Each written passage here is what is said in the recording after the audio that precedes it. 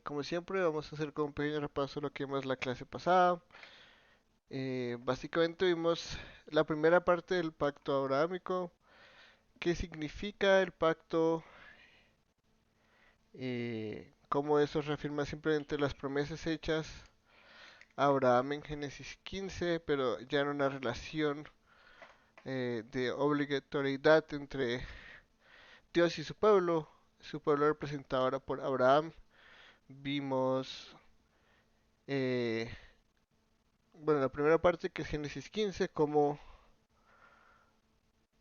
ahí Dios dice, yo reafirmaré mis promesas no solo a través de palabras, sino a través de un pacto que tiene su significado en lo que es el antiguo Medio Oriente, en algo que tal vez es un poco lejano para nosotros, pero cuando lo vemos a los ojos de la época es algo bastante grande que Dios haya hecho lo que hizo con Abraham. Vimos en Génesis 17 como después de la desobediencia de Abraham, Dios reafirma su pacto con él, ¿no? Pone el mismo pacto en alto. Entonces, tanto Génesis 15 como Génesis 17 son el mismo pacto. No son dos pactos diferentes, sino es un pacto en dos partes. Lo mismo que veremos ya después cuando veamos el antiguo pacto. Y finalmente vimos el significado de lo que es la simiente de Abraham, ¿no? Porque el pacto en Génesis 17 empieza a tener ese concepto de realeza. Abraham deja de ser Abraham y se vuelve Abraham. Sarai deja de ser Sarai y se vuelve Sara. Ambos nombres cambian un concepto de simplemente algo particular, algo ya más general, ¿no? Padre de naciones, princesa. Ya vemos que el reino de Dios, como lo dice Génesis 12, empieza a ser restablecido a través de Abraham y nos dice que a través de Abraham y su descendencia vimos los cuatro usos que tiene esa palabra cimiento a lo largo de la escritura, el significado que se le dan últimamente en nosotros como familia espiritual de Abraham. Pero también está la física especial, que es el pueblo de Israel, y la simiente de la promesa, que es la que va a utilizar Pablo en sus argumentos para mostrar cómo Jesús es el cumplimiento de esa promesa, no solo Israel, sino el verdadero Israel, este único hombre que, que cumplió todo esto, ¿no? Lo que Dios requería de su parte humana. Vimos también como un pacto no es solo condicional o incondicional, que uno no puede simplemente coger los pactos y hacer una lista incondicional, condicional y poner cada pacto bíblico en una de las dos listas, porque es mucho más complejo y que hay una tensión involucrada en todo esto. Y hoy empezaremos con lo que es llamada la fórmula del pacto. Esto es algo que se va a repetir y vamos a ver cómo los autores del Nuevo Testamento citan esta fórmula. Pero esta frase que vamos a ver, eh, que ocurre en Génesis 17, va a ser como una fórmula recurrente para mostrar el pacto de Dios con su pueblo. Ya bajo diferentes administraciones, podemos decirlo, diferentes pactos, pero la fórmula se vuelve la misma. Aquí en Génesis 17 nace esta fórmula pactal que es muy importante y vamos a ver un par de usos que tiene en el Nuevo Testamento y cómo entender esta fórmula del pacto nos ayuda a entender más de nosotros como cristianos y como pueblo de Dios bajo el nuevo pacto. Y la fórmula es la siguiente. Lo dice, estableceré mi pacto contigo y con tu descendencia después de ti por todas sus generaciones, por pacto eterno de ser Dios tuyo y de toda su descendencia después de ti. Entonces, esta es la fórmula del pacto. Básicamente es, yo seré su Dios y ustedes van a ser mi pueblo.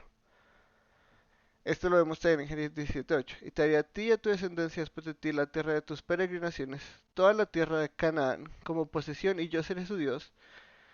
Y en Éxodo 6:7 vemos, los tomaré a ustedes por pueblo mismo y yo, por pueblo mío y yo seré su Dios. Sabrán que yo soy el Señor su Dios, que los sacó debajo de los cargos de las cargas de los egipcios. Esta es la fórmula pactal. Dios en su soberanía, porque esto es iniciativa divina, ¿no? No es que Abraham le haya dicho como, ok, esto se ve como complicado, hagamos un pacto para yo asegurarme que esto va a pasar. Al contrario, es Dios es el que ofrece la relación pactal, Dios es el que empieza la relación pactal. Eso lo vamos a ver, lo vemos aquí con Abraham. yo te escogí a ti, tú me sigues por fe y me pides una evidencia, ¿no? ¿Cómo estas cosas van a pasar? Yo te creo. Y la primera vez lo hice con tu palabra, ¿no? Con mi palabra te aseguro. Y la segunda es a través de un pacto. Entonces, Dios inicia esta relación pactal. Y esto es lo que significa. Dios va a ser el Dios de su pueblo. Y eso lo entendemos nosotros, pero hay que entenderlo como tal vez irnos de nuevo como a pensar como una persona en antiguo Medio Oriente. Ser Dios de uno es como que la identidad de un pueblo ahora se define por ese Dios. Eso es lo que significaba eso de yo seré tu Dios. Literalmente ahí lo que está diciendo Dios es, ustedes, Abraham y su descendencia van a ser el pueblo de Dios por la eternidad. Eso es básicamente lo que está diciendo. Lo mismo que podemos ver que pasó en Génesis, ¿no? Entonces, como vimos, Génesis 12 coge todas estas maldiciones y toda esta tragedia de la caída y empieza a revertirla. Antes había esperanza, pero la esperanza en, en Génesis 1 al 11 es muy general, muy universal. Es un marco gigante en el que no vemos cuándo se va a acercar. Al punto que la MEC dice como, voy a llamar a mi hijo Noé porque necesitamos alivio de esto. Son personas que vivieron miles de años. Nosotros hemos vivido, el cristianismo ha vivido por casi 2 milenios enteros. Eso es básicamente las generaciones, un poco más, yo creo que más de 2 milenios, las generaciones de Génesis 1 al 11, sin esperanza. Nosotros hoy tenemos esa promesa específica realizada en el evento del Mesías, de su muerte, encarnación, muerte y resurrección. Eso para nosotros es una realidad clara, pero incluso en la época de Abraham es un punto de precisión que era necesario. Si Abraham no existe, si Abraham no está en la historia, tendríamos de nuevo un marco general en Noé que cubre toda la humanidad. Pero sabemos en Génesis 3 que no es toda la humanidad detrás de toda la humanidad que va a venir el Salvador y el Redentor, es a través de una simiente en particular. Y Génesis 1 al 11 nos va contando estas genealogías para que no perdamos esa línea y no nos dejemos desviar por los eventos y sigamos como traqueando, rastreando esta línea de la promesa. Porque es importante. Para eso es importante que no nos desviemos de estos eventos importantes y recordemos que, como lo vimos la clase pasada, hay una simiente singular particular, la simiente de la promesa a través de la que va a venir redención. Y esta simiente va a ser el pueblo de Dios, no su identidad ya no va a ser definida por nada más, sino porque son el pueblo de Yahweh. Esa es la identidad de Israel después. Los tomaré a ustedes por el pueblo mío y yo seré su Dios. Sabrán que yo soy el Señor su Dios, que los sacó debajo de las cargas de los egipcios. Y cuando veamos el reino exiliado vamos a ver la importancia de la acción, porque es en el Éxodo que está basado el pacto de Dios con Israel. Yo soy el Dios que los saqué de la tierra de Egipto. Y anteriormente en Génesis 17 vimos, yo soy, en Génesis 15, perdón, yo soy el Dios que te sacó de tu tierra, ¿no? Entonces, esta misma realidad de Abraham como exiliado luego se repite en Israel como exilio. Pero el éxodo es un evento histórico importante, tanto que los autores del Nuevo Testamento, sobre todo los profetas mayores, van a hablar de la redención del mundo como un nuevo éxodo. Los autores del Nuevo Testamento cogen este mismo tema y al estudiar la realidad de la vida y obra de Jesús, especialmente en su pasión, todos los evangelistas, todos los 4 evangelistas nos ponen esta imagen de la Pascua y el éxodo de Egipto como el éxodo del nuevo pueblo de Dios, ¿no? Del pueblo del nuevo pacto. Me adelanto un poquito a cuando vamos al reino exiliado, pero esta es la fórmula. La identidad ahora de Abraham y de su familia es absolutamente definida porque ellos son y cargan el nombre de Dios. Donde quiera que vaya un ciudadano o un miembro de la familia de Abraham, ahí está el nombre de Dios, ahí está la identidad de Dios, ahí se refleja Dios. Por eso lo llama a ser bendición. Y por eso en los versículos 1 y 2 le dice, tú tienes que ser perfecto, tú tienes que andar delante de mí para que yo establezca el pacto contigo. Solo aquellos que son santos como Dios es santo, solo aquellos que son perfectos como Dios es perfecto, pueden tener esta función de estar en una relación pactal con Dios como pueblo de Él y Él su Dios. No hay ningún otro pueblo en la humanidad, en la historia de la humanidad, sino el que Dios ha llamado, que puede ser llamado por Dios su pueblo, y ese pueblo lo puede llamar su Dios. Esto no es algo que el hombre puede elegir, esto es una elección divina. Y acá de nuevo vemos la misma realidad que vimos en Génesis 2, y es que Dios no simplemente llama a individuos. Eso es parte de la realidad, Dios salva a individuos, eso lo sabemos, pero la realidad del pueblo de Dios como una comunidad es importante, porque no es solo cada cristiano individual que carga el nombre de Dios en alto y que es pueblo de Dios y Dios, el Dios de ellos, sino el de toda la verdadera iglesia. ¿Sí? Nosotros somos su pueblo, no sus individuos. Ustedes son mi pueblo y yo soy su Dios. Esta es la fórmula del pacto y es importantísima. Y esto lo vemos porque Pablo la cita en un pasaje que curiosamente hoy en día nosotros citamos para decir que los cristianos no se pueden casar con los no cristianos. Pero Pablo no cita un pasaje que hable de matrimonio en absoluto. Él cita un pasaje de relación pactal.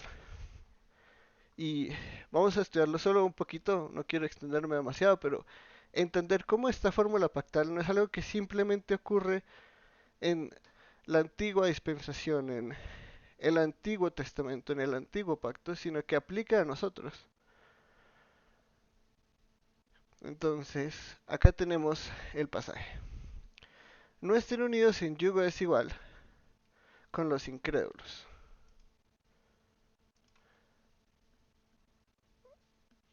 Pues, ¿qué asociación tienen la justicia y la iniquidad? ¿O qué comunión la luz con las tinieblas? ¿O qué armonía tiene Cristo con Belial? ¿O qué tiene en común un creyente con un incrédulo?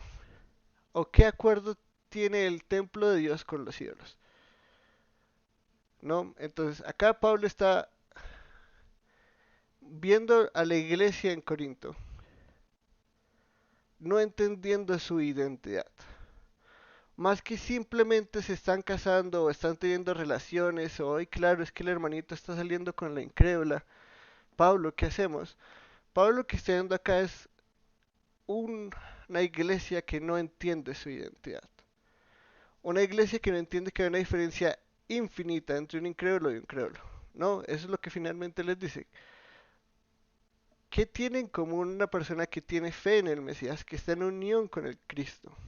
Y un incrédulo que vive sin Dios, sin esperanza, apartado del pacto, lejos de Dios, enemigo de Dios por naturaleza, practicante de todas las obras de la carne, esclavo de sus propias pasiones.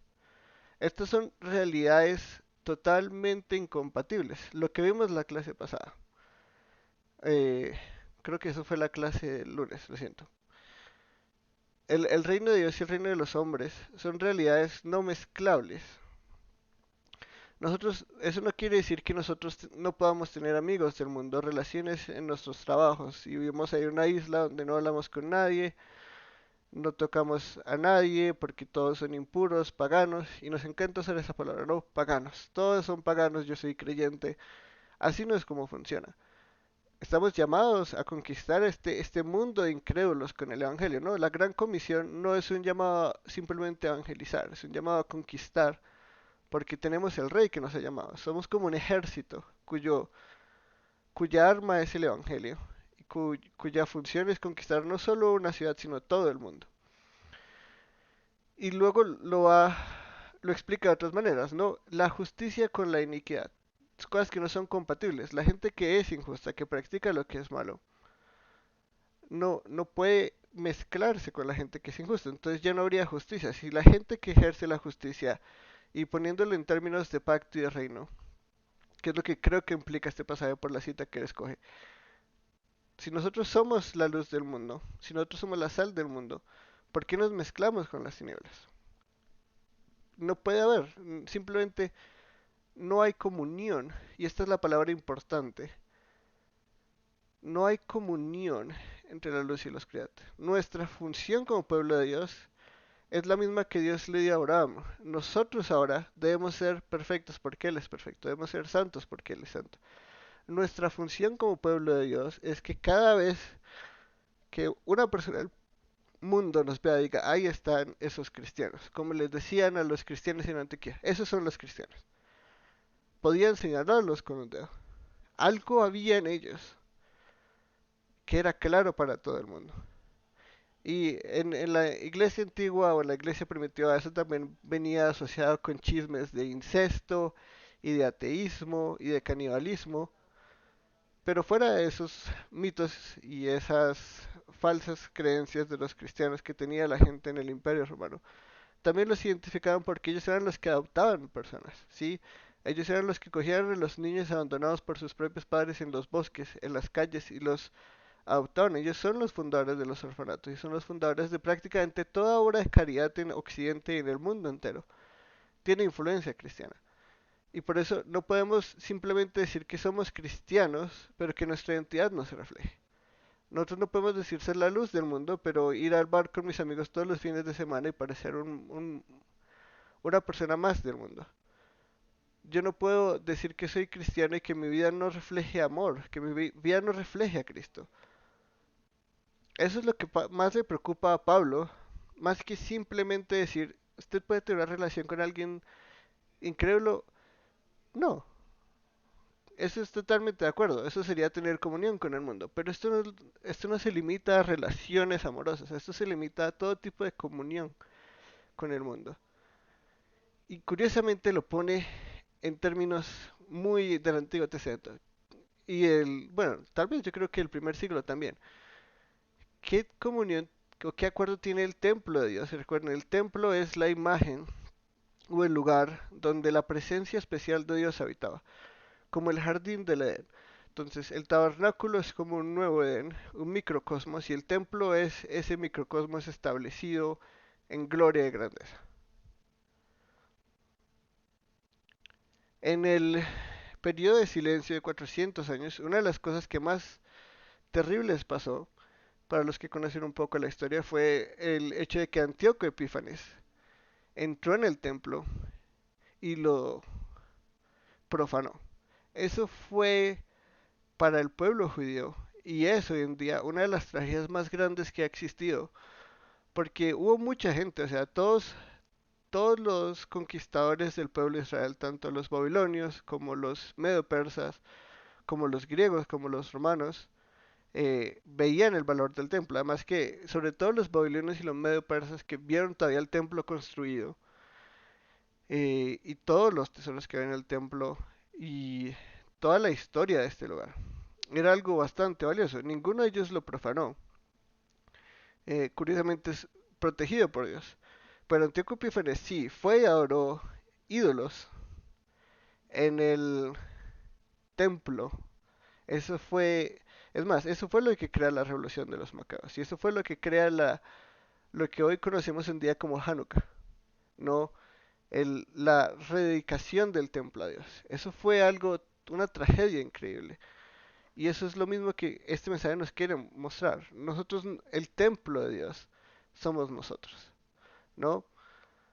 Y acá, de nuevo, no está hablando en términos de singulares. Pablo se incluye ahí, incluye a toda la iglesia. Nosotros somos el templo de Dios. Entonces, de Edén pasamos al tabernáculo, del tabernáculo pasamos al templo, y del templo pasamos a Jesús. Jesús es el templo de Dios. El templo escatológico. En Jesús habita la presencia especial de Dios completa y absolutamente. Por eso en Juan 2, Él les dice, destruyan este templo y yo lo reconstruiré en 3 días. El templo de Dios ya no está en un lugar específico en Jerusalén. El templo de Dios está en el hombre de Dios encarnado. Y con su ascenso y la derramada del Espíritu, la iglesia, cada creyente es el lugar donde habita la presencia especial de Dios. Porque donde habita el Espíritu de Dios, habita la plenitud de la Trinidad.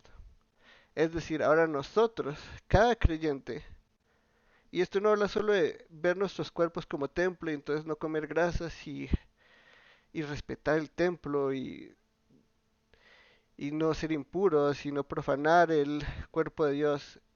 Tiene esa profundidad, lo que creo que es un poco superficial, porque la realidad es que más que simplemente nuestros cuerpos como templos que debemos cuidar, lo que esto nos está diciendo es cada creyente hoy en día y la iglesia, nosotros, todos nosotros, Pablo y los creyentes, somos el templo del Dios vivo. Entonces, eso de llamar a la iglesia templo y al pueblo iglesia, curiosamente son realidades que no se aplican si entendemos el Nuevo Testamento correctamente. Eh, Cuando decimos que el edificio es el templo y la iglesia es el pueblo, curiosamente creo que Pablo diría todo lo opuesto. Cada creyente y la iglesia entera es el templo, es el lugar donde habita la presencia de Dios. Ya no está en un edificio, entonces yo no puedo decirle al lugar donde se reúne la iglesia, el templo, porque la iglesia es el templo. La iglesia es el lugar donde habita la presencia de Dios, el edificio es vacío, el edificio no tiene ningún valor. Y la iglesia es el pueblo de Dios, en tanto, iglesia como templo son formas incorrectas de llamar a un edificio, porque estas realidades ya no están limitadas a un lugar físico-espacial, sino ahora son cada creyente que ha sido regenerado es un templo y es el templo, la iglesia total. Si queremos ver dónde habita Dios, no tengo que ir a una iglesia, porque la iglesia, todo creyente, y la comunión de creyentes en particular, es ahí está la presencia de Dios. Ya sea que nos reunamos en un parque, ya sea que nos reunamos en un edificio, ya sea que nos reunamos en la luna, en la nueva creación. Bueno, en la nueva creación va a ser diferente, porque literalmente ya no hay necesidad de templo, porque la presencia de Dios va a estar ahí. Pero donde quiera que dos cristianos se reúnan, a un cristiano en oración vaya, ahí está el templo de Dios. Realmente nosotros nos podemos acercar al lugar santísimo, nos dice el autor de Hebreos, ¿no? Solo un sumo sacerdote podría acercarse al lugar santísimo. Ahora nosotros somos un lugar santísimo. En nosotros está Dios, el Espíritu de Dios, y con el Espíritu toda la Trinidad de plenitud habitan en cada creyente. Y por eso nosotros debemos ver esta realidad, que el incrédulo y el creyente no son y no pueden tener comunión. Como Dios dijo, y acá es este pasaje que cita, él no cita nada de matrimonio ni de relaciones amorosas, dice, habitaré en ellos y andaré entre ellos y seré su Dios y ellos serán mi pueblo. Por tanto, salgan de en medio de ellos y apártense, dice el Señor, y no toquen lo inmundo, y yo los recibiré. Yo seré un padre para ustedes y ustedes serán para mí hijos e hijas. Esta es la fórmula del pacto. Acá está hablando de una relación pactal. Nosotros somos el pueblo de Dios y Él es nuestro Dios. Nuestra identidad ahora ya no está formada por simplemente llamarnos a nuestro mismo cristianos. La realidad escatológica es de un valor aún mayor. Literalmente nosotros somos el pueblo de Dios. Último, todo lo que estaba antes de Jesús era algo parcial, inclusive el pacto con Abraham. Era algo que estaba destinado a ser transformado y hecho nuevo, y eso es lo que pasa en el nuevo pacto. Ahora nosotros somos el pueblo de Dios, pero Él nos dice, por tanto salgan de en medio de ellos y apártense, nosotros ya no somos el mundo. Nosotros y cada creyente y la iglesia, un conjunto y una comunidad de creyentes, ahí es donde habita la presencia de Dios. No en ningún otro lado. Por eso nosotros no podemos estar en comunión con los incrédulos. Por eso nosotros no podemos mezclarnos y reunirnos los domingos como si toda persona que asiste a la iglesia es la misma. Que compartimos, bueno, en esa época lo que hacían era unos banquetes entre los cuales también se incluía la celebración de lo que conocemos como la Cena del Señor. Y compartir comida en el primer siglo era una señal de comunión, como si uno fuera una familia.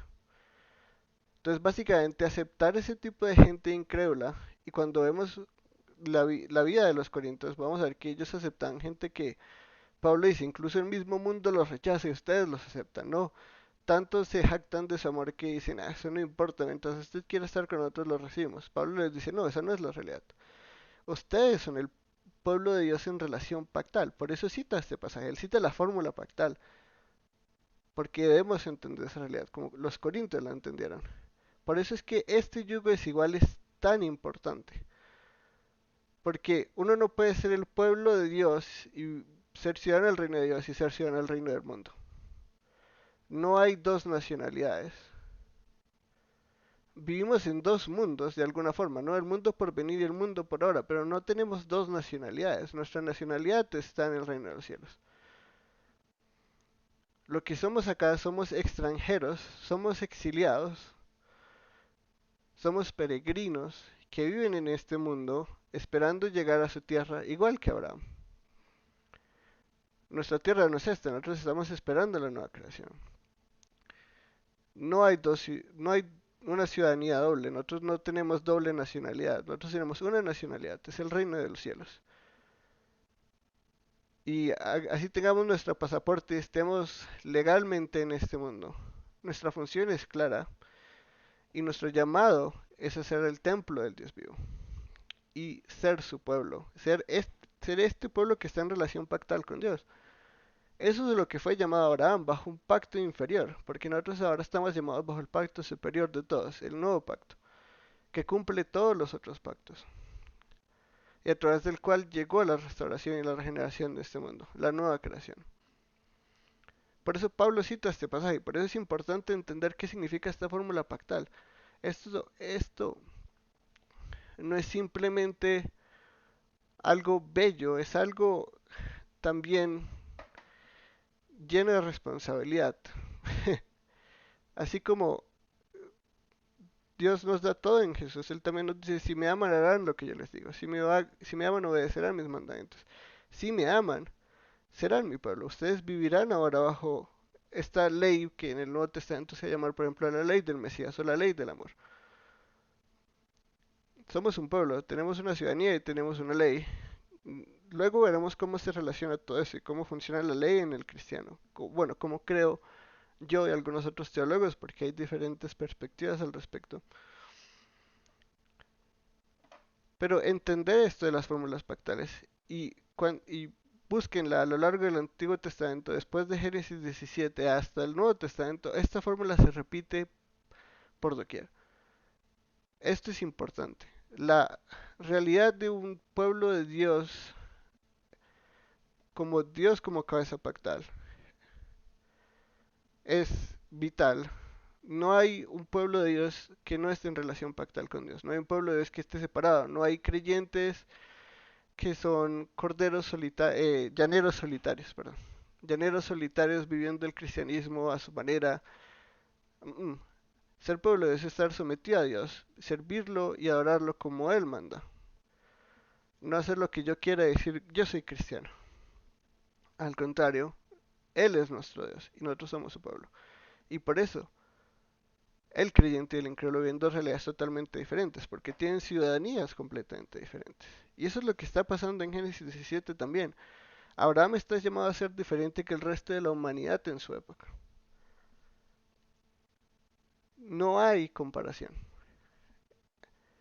Esta realidad que va a evolucionar de Abraham hasta el nuevo pacto y la comunidad del Mesías, el pueblo del, el pueblo del reino de los cielos en el Mesías. Empieza con esto, ahora ya hay algo específico.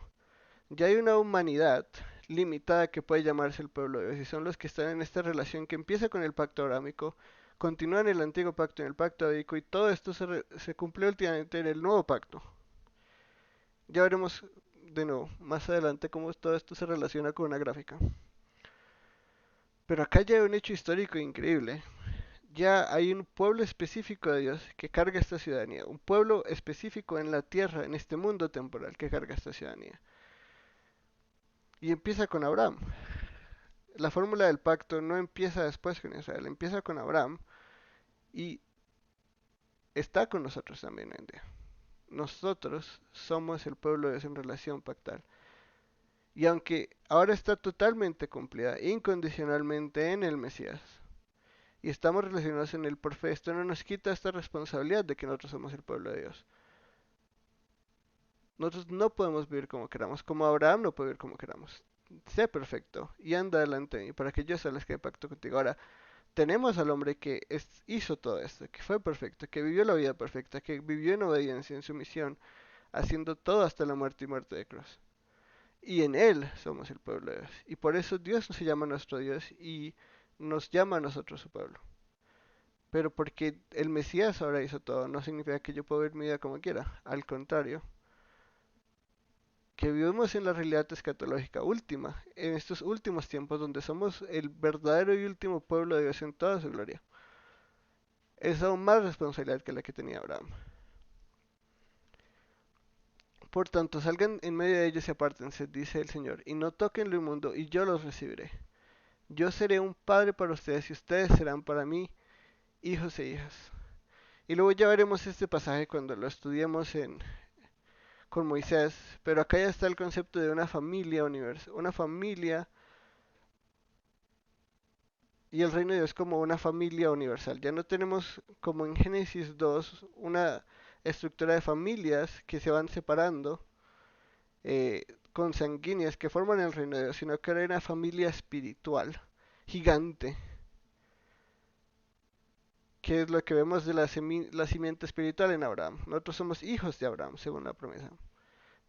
Eh, pero no porque la promesa sea nosotros, sino porque a la simiente de la promesa que es Jesús, nosotros estamos unidos como ramas y ahora en Él somos parte de esta familia. Ya no hay necesidad de consanguineidad. Al contrario, es una consanguineidad espiritual. Lo que importa es que tengamos en nuestras venas de fe la fe en el Mesías, en el Cristo, en Jesús, el Rey y Señor de todo. Y ahí somos adoptados a esta familia de la fe. Entender la fórmula pactal y entender esto en su contexto nos ayuda a ver la grandeza de pasajes como este. Pablo no quiere que nosotros vivamos, que nosotros no tengamos comunidad simplemente porque quiere que seamos aburridos, quiere que nuestros amigos que son chéveres y se divierten, quiere que no nos divertamos, quiere que deje de tener mis amigos que me quieren tanto, que me apoyan, que me entienden, la iglesia no me entiende, al contrario. Esto es para que entendamos nuestra identidad como pueblo de Dios y para que entendamos lo valioso que tenemos y no lo echemos a perder y no seamos negligentes con lo que Dios nos ha dado. Al contrario, tenemos que entender nuestra identidad, así como Abraham fue llamado a entender su identidad.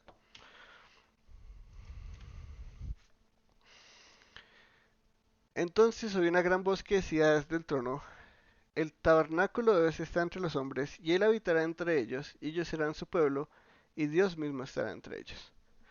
Y ahora, vemos esta realidad en 2 Corintios aplicada a nosotros ya, en el ahora. Pero vemos que esta misma fórmula va a estar en la nueva creación. Ya todo ha pasado, ya la obra de Dios ha sido consumada, ya la nueva creación ha sido establecida. Y lo que la voz dice del trono es: el tabernáculo de Dios está entre los hombres. En esta realidad temporal, en estas últimas generaciones de la humanidad, nosotros somos el templo de Dios. En esa, el tabernáculo de Dios está entre los hombres. Ya no hay templo, nos va a decir después, porque el templo es el Cordero. La presencia de Dios va a habitar en su pueblo para siempre. La vamos a poder ver al Cordero sentado en el trono, vamos a poder ver su luz y vamos a poder disfrutar de su luz. Pero curiosamente, él repite esta fórmula: él habitará entre ellos, y ellos serán su pueblo, y Dios mismo estará entre ellos. Entonces, ya sea que lo diga de forma parcial: yo seré su Dios, o ustedes serán mi pueblo, o lo diga ambos: yo seré su Dios, ustedes serán mi pueblo. Esta fórmula pactal está ahí, desde Abraham hasta la nueva creación. No podemos, no podemos estar unidos a Dios y separados de Dios o sea, no podemos estar en Dios si no estamos en relación pactal con Dios. Si nosotros creemos que no tenemos que responderle a Dios y vivir como su pueblo, vivir bajo ese pacto, que luego estudiaremos en qué pacto estamos nosotros, qué es este nuevo pacto y cómo funciona y qué significa esta comunidad del nuevo pacto. Pero eso es una realidad, no hay relación personal con Dios a un nivel individual, sino una relación universal de Dios como pueblo de Dios. Yo no puedo separarme a mí mismo del resto de los creyentes a lo largo de la historia en mi generación y decir eso está bien, porque Dios nos ha llamado a ser su pueblo, no sus individuos, su pueblo. El cristiano y el título cristiano cuando nació era despectivo porque la gente entendía estos ciudadanos extranjeros. Hasta Pilato se burla de Jesús cuando le dice, mi reino no es de este mundo. Sí, ese vive por allá en un mundo delirante donde él tiene ejércitos allá espirituales y yo no sé qué, pero él realmente no está afectando este mundo. Eso es lo que pensaba Pilato. Pero no, es un reino que no se imaginaban, porque es un reino que va a estar en un nuevo mundo. Pero tanto en la época de Abraham, como en nuestra época, 2 Corintios lo dice, como en la nueva creación, esta fórmula pactal va a estar de principio a fin. Acá ya empezamos a entender cómo el plan de Dios siempre fue ese. Con Adán empezó una relación pactal. Con Noé hizo una relación pactal. Y con Abraham hizo una relación pactal. Las relaciones pactales son las formas de Dios de interactuar con la humanidad. Dios no se relaciona por allá con gente extraña sin ninguna razón y les da un montón de poder y revelación. Hay un acuerdo vinculante entre dos partes. Y eso se define en qué es un cristiano. Un cristiano es el pueblo de Dios. El cristianismo es la nación de Dios. Eso lo veremos después cuando veamos un poquito más el nuevo pacto. Y eso de ser una nación santa, un reino de sacerdotes. Cómo los autores del Nuevo Testamento no despegan esta realidad del pueblo de Dios y el reino de Dios y la relación pactal, sino que ven todo eso cumplido a través de los ojos del Mesías. Y por eso es importante entender el Antiguo Testamento y ver de dónde salen estos términos. Porque podemos ver que tanto Pablo en 2 Corintios como Juan en Apocalipsis no basan su teología en ideas filosóficas que ellos mismos reflexionan de lo que ha pasado. Ellos basan su eclesiología, podemos decirlo, ¿no? La relación del Dios con su pueblo y qué es el pueblo de Dios del Antiguo Testamento. Pablo lo cita textualmente. eh, Juan hace una alusión a esta realidad, pero no se despegan. Imagínense, esto es Apocalipsis 21, esto es el fin, esta es la nueva creación. Y Juan aún así puede ver esta realidad que pasa en Génesis 17 como una realidad en la nueva creación. Esto no es algo nuevo que no tiene relación con lo que ha pasado. Esta revelación progresiva que se cumple en el Mesías, ahora se entiende a través del Mesías. Como vimos en las primeras clases de prolegómenos, para entender el Antiguo Testamento yo tengo que ponerme estos ojos de la realidad del Mesías. Y yo creo que eso es lo que hacían los autores del Nuevo Testamento. Ellos entendían todo esto, pero ahora lo interpretaban a los ojos del hecho histórico de la encarnación, muerte y resurrección del Mesías, que ese es el Evangelio. Ese es el Evangelio. Jesús es el Rey y Señor de todo. Ahora, ¿cómo yo entiendo esta realidad del pueblo de Dios y de Dios como cabeza de un pueblo en el Mesías? Y eso es lo que tenemos. Somos una nación de creyentes, una nación que está en todo el mundo, pero que vive en peregrinaje, ciudadanos extranjeros en el mundo, viviendo en exilio, pero esperando fielmente la llegada a casa, ¿no? Como dice un himno, hasta que Él me llame o vuelva. Esta es nuestra realidad. Y ahora sí vemos la señal del pacto, que hoy en día la practican no solo los judíos, y curiosamente en, eh, en Medio Oriente no la practicaba solo el pueblo de Abraham, eso tenía un significado para la audiencia original. Especialmente porque esta audiencia original venía del pueblo que practicaba esta costumbre más comúnmente, y es la circuncisión. Nosotros a veces, eh, tristemente porque mucha información a lo largo de la historia era muy difícil de acceder, eh, por muchos siglos, es más, por la mayoría de la humanidad, esto de escribir e imprimir y reproducir en grandes volúmenes escritos información, poder buscarla, era algo impensable, inimaginable. Y por eso mucha gente ve el origen de las... O bueno, a lo largo de la historia, entre más empezamos a excavar y entender cómo funcionaban las cosas antes, empezamos a ver que este momento no es el momento en el que se hace la primera circuncisión de la humanidad. Curiosamente, en Egipto, creo que esto apunta mucho a la audiencia original y al mundo en el que vivía Abraham, la circuncisión era un símbolo de sacerdocio en el mundo de los egipcios. Es decir, que el faraón y los sacerdotes, porque recuerden que el faraón y todo rey en Antiguo Medio Oriente era este hijo de Dios y este rey siervo de Dios. No lo de imagen y semejanza. Eso era el Dios, eso era el faraón. El faraón era como el sacerdote más importante de todos. Para poder ser parte del sacerdocio en el pueblo de Egipto y para poder ser faraón, se hicieron la circuncisión, que era un símbolo que los diferenciaba del resto de los hombres. Era un poco diferente, porque no se cortaban el prepucio totalmente como lo va a hacer Abraham. Eh, pero lo dejaban colgando, lo que para nosotros suena muy raro y nadie entiende por qué lo harían o de dónde sacaron esta idea. Eh, o bueno, por lo menos en la investigación que he logrado hacer y que se ha logrado hacer hasta ahora o que tengo, no puedo tener acceso, no podemos entender realmente de dónde sacaron esta idea y por qué para ellos eso fue importante hacer. Eh, sí es claro que es una forma de distinguir a un sacerdote de un no sacerdote y que solamente personas autoridades puedan circuncidarse. Y solo los sacerdotes y los que servían a los dioses tienen ese derecho.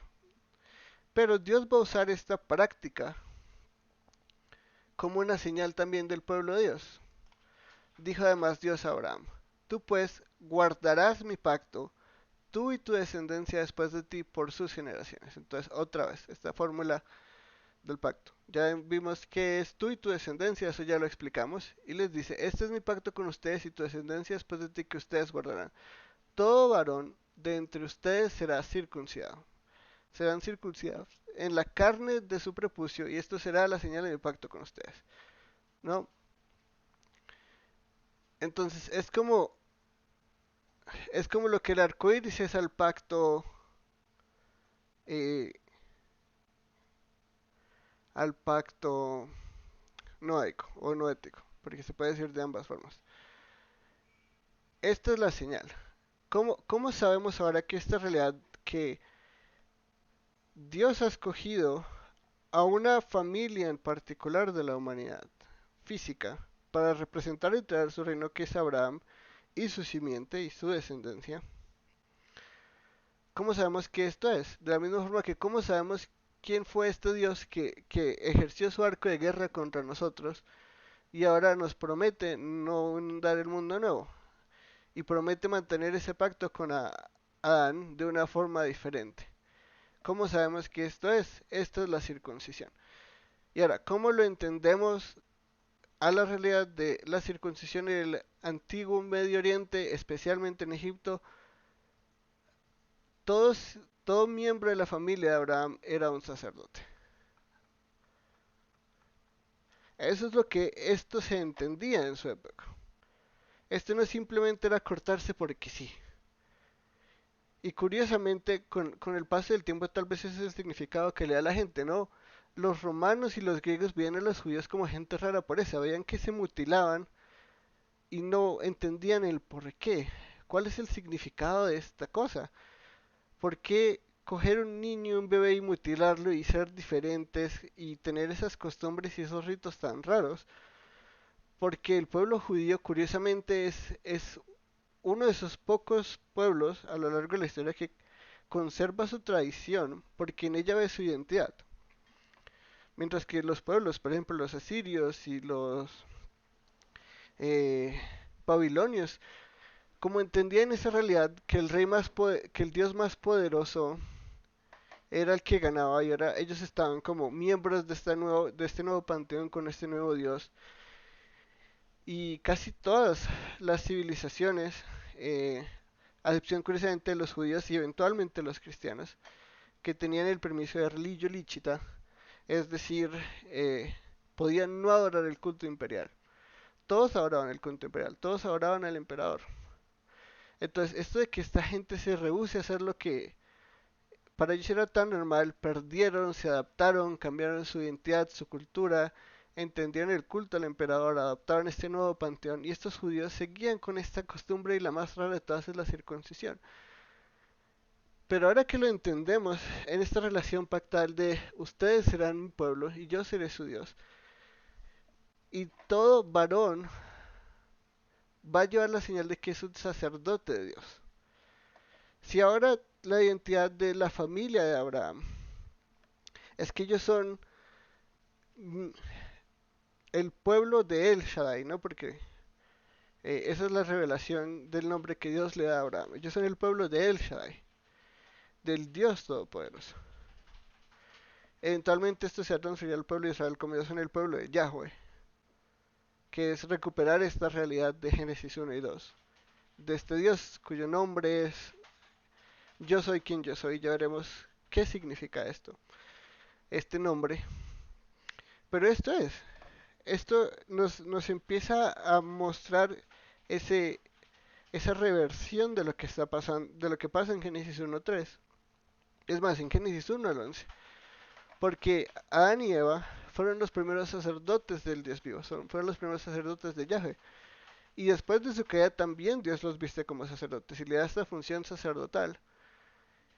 Y cuando entendemos que Dios creó un mundo de reyes y sacerdotes para que le sirvieran, esto está restaurando este orden.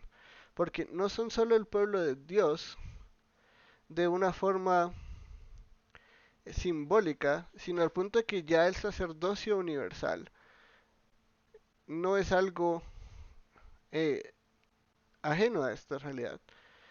Todo miembro de esta familia de Abraham es un sacerdote y Abraham como rey y su descendencia especial es un reino de reyes y sacerdotes. Esto es lo que luego Moisés le dirá al pueblo de Israel que ellos son. Ustedes son una nación santa, un real sacerdocio. Y curiosamente, ¿quién cita eso? Pedro, para identificar a quién, a la iglesia. Entonces, esta realidad de pueblo de Dios y de reino de Dios está a lo largo de toda la escritura. Si nosotros queremos entender nuestra identidad como pueblo de Dios, tenemos que entender qué es el pueblo de Dios. ¿Cómo empieza esto en Abraham? De una forma especial y particular, después de tanta caída, de tanta maldad y después de un diluvio universal. Nosotros también somos sacerdotes, adoradores del Dios, que servimos y nos dedicamos al culto de Dios, pero no ahora es un culto ritualista como lo fue en la época de Israel, sino nuestro culto es ser un sacrificio vivo. Eh, eso es increíble. Estas realidades cumplidas en el Mesías, ¿cómo aplican a nosotros? Pero entonces, esta es la señal más que simplemente un pedazo de carne cortado. Es una señal de que los sacerdotes de este El Shaddai, de este Dios vivo, son de Abraham y su descendencia, son de la familia de Abraham. Y donde esté Abraham y su descendencia, estos sacerdotes que sirven al Dios vivo van a estar. Luego Pablo hace todo un argumento de esto como ¿qué vino primero? ¿La circuncisión o la promesa? Y vemos que esta es simplemente la señal del pacto. No es que primero le dice a Abraham circuncídate y luego se va a hacer un pacto contigo, no. Viene toda la promesa, viene todo el pacto, viene la realidad del pueblo de Dios, de la relación pactal, de Abraham y Sara como rey y reina del pueblo de Dios. La promesa de la simiente que continúa esta línea de la promesa de Génesis 3. Todo esto está primero que esto, entonces la circuncisión nunca va a ser un requisito en el nuevo pacto, nunca. Eh, y es basado en estas señales que la teología del pacto, por ejemplo, compara la circuncisión con el bautismo. Luego hablaremos después que es eso la teología del pacto. Yo no soy teólogo del pacto, pero ¿por qué está muy basado en estas relaciones del Antiguo Testamento y entender el Antiguo Testamento en relación con el Nuevo? Creo que a pesar de que no soy teólogo del pacto, eh, entiendo esta realidad y cómo luego podemos aplicar esto después en el nuevo pacto. Eso lo vamos a estudiar en detalle cuando estudiemos el nuevo pacto. Eh, pero eh, definitivamente esto nos ayuda a entender, ¿sí? Ver el Nuevo Testamento a los ojos del Antiguo Testamento y el Antiguo Testamento a los ojos del Nuevo nos ayuda a entender nuestra identidad. A la edad de 8 días será circuncidada entre ustedes. Y acá está algo muy curioso. Y es que es a los 8 días. ¿Por qué creen ustedes que es a los 8 días? O alguien que quiera participar.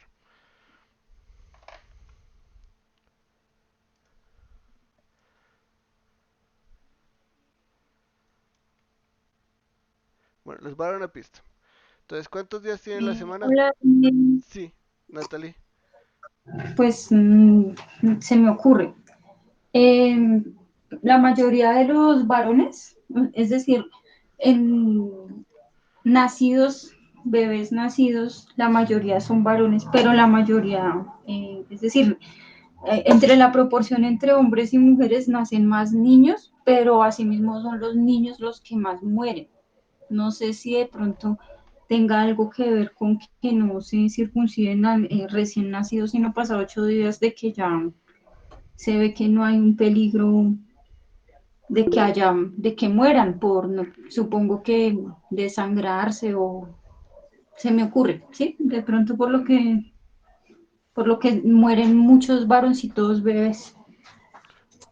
Sí pasaba mucho en esa época, pero no es la razón. Pero muy, muy, muy educativo y muy bien informado. Gracias, Natalie. Vale, Ricardo, vale. Hola, buenas noches. buenas noches. Eh, Creería yo que es por el tema de, pues Dios se tardó 7 días en realizar la creación, entonces pues podría ser más por ese lado. Exacto. Muchas gracias, Ricardo. Lunes, martes, miércoles, jueves, viernes y sábado. En 7 días creó Dios el mundo. ¿Por qué en el octavo día? Porque este pueblo de Dios, como no ve, apuntan a una nueva creación. Esto y esta realidad de que a los 8 días el pueblo de Dios se identifica al octavo día es el pueblo de Dios es una nueva humanidad. Y esa es una realidad que nosotros hoy en día tenemos completamente. En la época de Abraham era algo muy parcial. ¿Por qué? Porque vamos a ver que a pesar de que estaban circuncidados al octavo día, la circuncisión verdadera no es la que es del cuerpo. Tanto Moisés como Josué le han recordado al pueblo esta realidad de que sus corazones no están circuncidados. La nueva humanidad es definida por una circuncisión, pero no una circuncisión física, sino una circuncisión espiritual. ¿De dónde sacan Moisés y Josué eso? De acá. Y de la realidad de la señal del pacto de Dios con Abraham. El pueblo de Dios está llamado a ser una nueva humanidad. Eso es una responsabilidad gigante. Y por eso es que Pablo va a decir, ustedes ya no son lo que eran. Nosotros somos una nueva humanidad. Y no es simplemente vamos a volver al Edén y ser como Adán era. Al contrario, somos algo mejor que Adán. La nueva humanidad es algo mejor que lo que fue la antigua.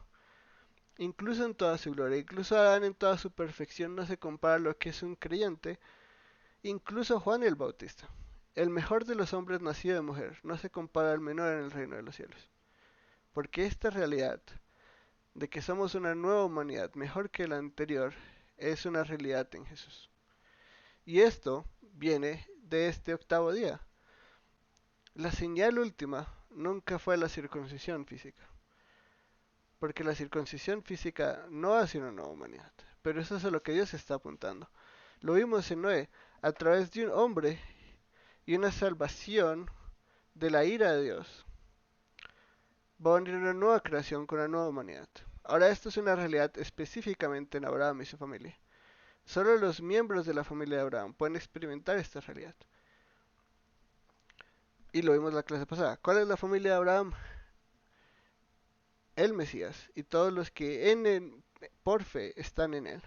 Esa es la realidad. Muchas gracias a los dos que participaron. Entre ustedes, todo varón por sus generaciones, asimismo, el siervo nacido en tu casa o que sea comprado con dinero a cualquier extranjero que no sea de tu descendencia.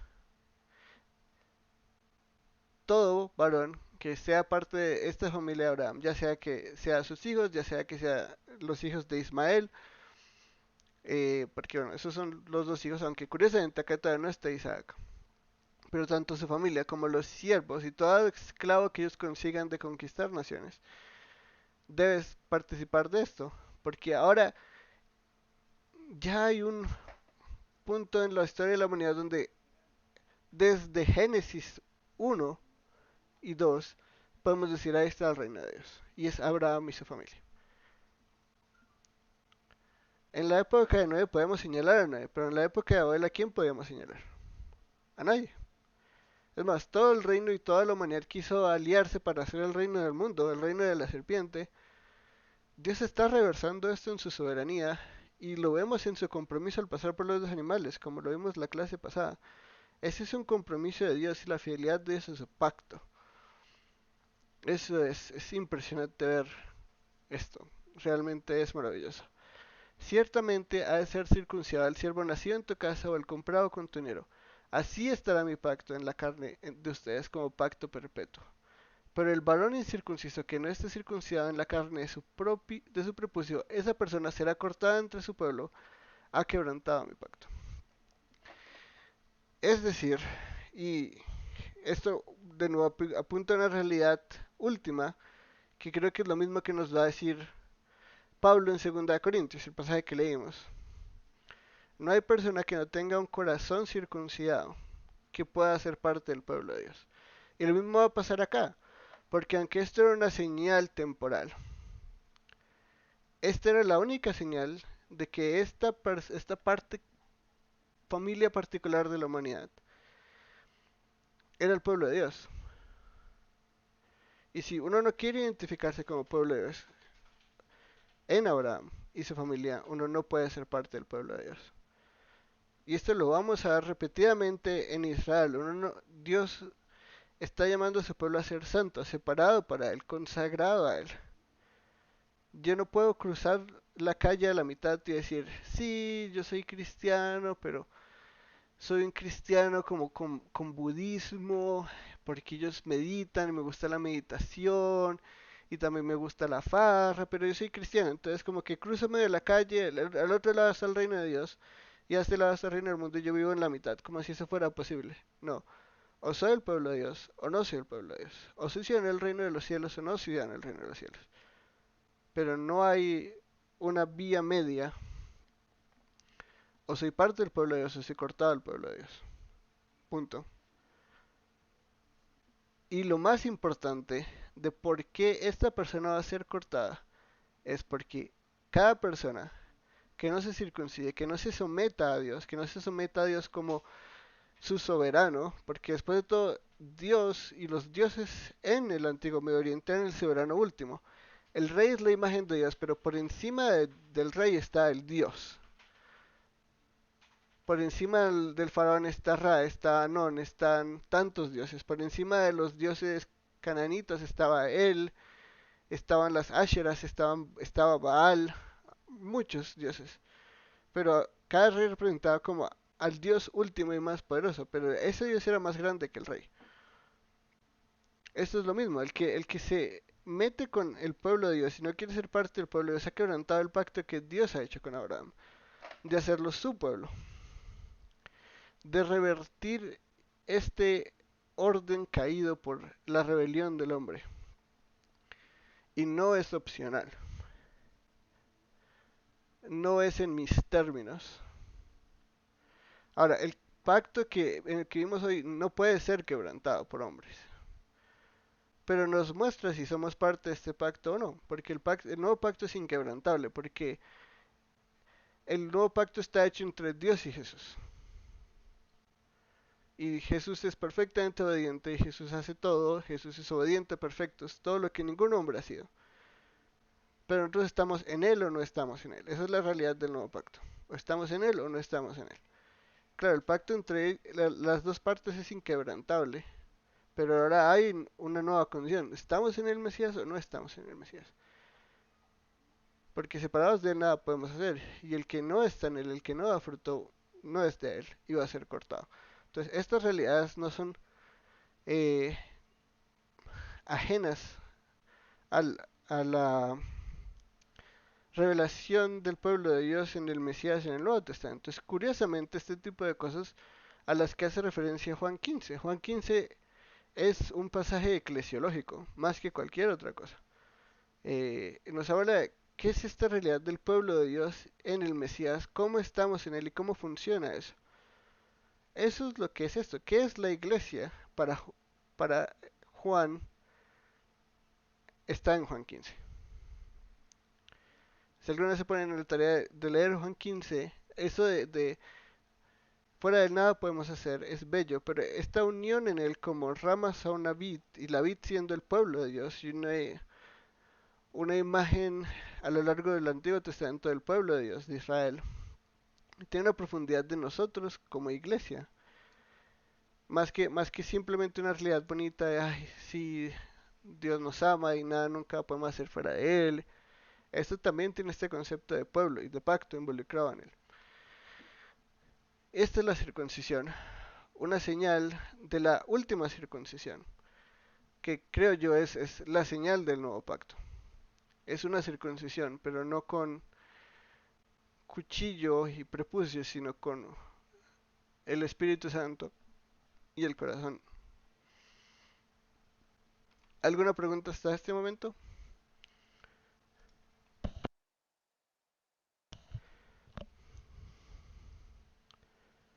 Perfecto. Seguimos. Ahora vamos a ver el pacto abrahámico en otras escrituras. Eh, Definitivamente hay que ser muy selectivo con los pasajes que están acá, porque el pacto abrahámico está en todo lado de muchas formas y no puedo estudiarme cada pequeña referencia del pacto abrahámico o no acabamos. No acabamos hoy. Salmo 47, 5 al 9. Dios ha ascendido entre aclamaciones, el Señor al son de trompeta, canten alabanzas a Dios, canten alabanzas a nuestro Rey, canten alabanzas, porque Dios es Rey de toda la tierra, canten alabanzas con armonioso salmo. Dios reina sobre las naciones, sentado está Dios en su santo trono, se han reunido los príncipes de los pueblos como el pueblo del Dios de Abraham. Porque de Dios son los escudos de la tierra, Él es ensalzado en gran manera.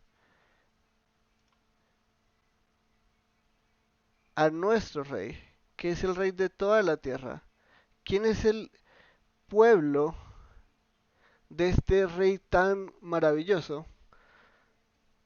Curiosamente, si ustedes algunos se ponen en la tarea, eh, muchos reyes en Medio Oriente se ponían ese tipo de títulos. Sí, se ponían, no sé, rey de Uruk, rey de Mesopotamia, rey de las naciones, rey del universo. Esos son los títulos que esa gente se ponía. ¿Por qué? Porque el rey era la imagen de Dios y finalmente para ellos el Dios o los dioses, el panteón de dioses eran los soberanos realmente sobre todo lo que existía. Entonces, al ser ellos la imagen y la semejanza de Dios, podían ponerse esos títulos. El Antiguo Testamento nunca va a referir su nombre con estos títulos, excepto al Mesías. Pero nos dice que este rey al que sirve su pueblo, ¿no? Porque tenemos ahora esta nueva relación, Dios, pueblo, rey, pueblo. ¿Quiénes son este pueblo que puede alabar a Dios? ¿Quiénes son este pueblo que se alegran en Dios? Que pueden descansar en su soberanía sobre toda la tierra, sobre todas las naciones, que está sentado en su trono. ¿Quién está sentado en nuestro trono? ¿Quién es el rey de la tierra? ¿Quién es el rey sobre todas las naciones? ¿A quién le ha sido dada la autoridad en los cielos y en la tierra? A Dios. A Dios encarnado y resucitado. Pero curiosamente, de este rey maravilloso se habla de los pueblos o el pueblo que le sirve a él como el pueblo del Dios de Abraham. No del Dios de Moisés, del Dios de Abraham. ¿Por qué? Porque acá es donde empieza esta realidad de reversión. Acá es donde empieza esta realidad de Dios haciendo y cumpliendo su plan progresivo, especialmente en Abraham y su familia. Nosotros ahora entendemos que no es simplemente ser hijos de Abraham por sangre, y por eso este salmo lo podemos cantar nosotros. Porque el pueblo del Dios de Abraham es el pueblo de todos aquellos creyentes a lo largo de la historia que ponen su fe en Dios en su época a través de la revelación disponible en nuestros días es por fe en su Hijo, a quien ha hecho herederos todas las cosas, al quien ha puesto en su santo trono. Pero este es el pueblo del Dios de Abraham. Acá vemos esta realidad del pacto abrámico. Así se define el pueblo de Dios, el pueblo del Dios de Abraham. Qué bello es eso, ¿no?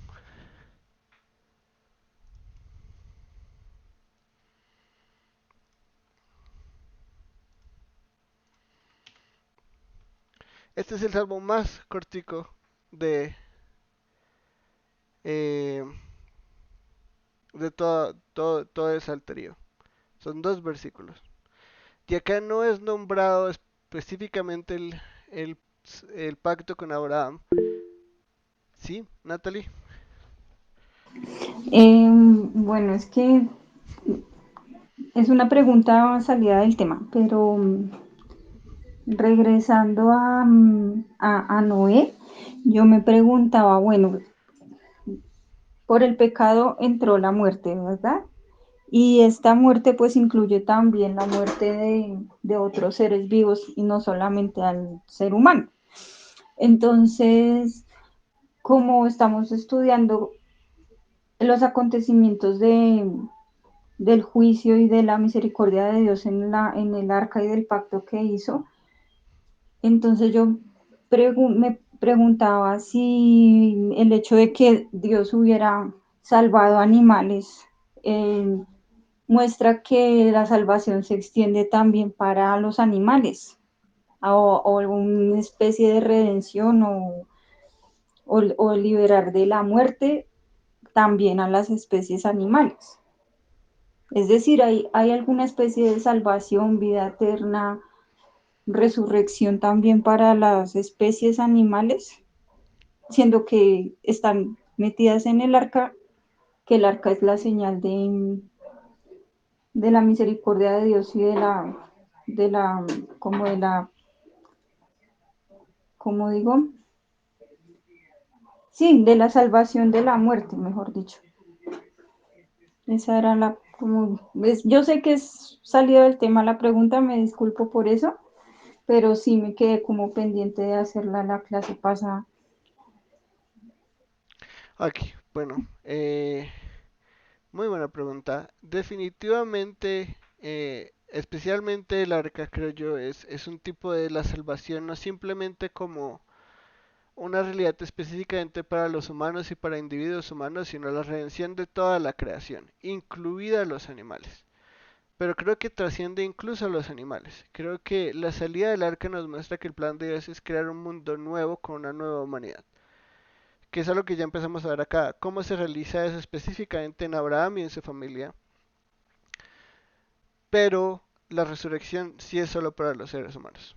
Eh, es decir, con la con el final de los tiempos, no me voy a poner en toda la escatología porque hay diferentes perspectivas de cómo suceden, en qué orden y bla bla. Pero al final de los tiempos el mundo es completamente destruido. La antigua creación va a dejar de ser. O sea, completamente. No va a ser como un diluvio donde Dios va a reorganizar todo, sino va a dejar de ser. Y Dios va a crear algo nuevo como lo hizo en la primera creación. Va a hablar una nueva creación en existencia.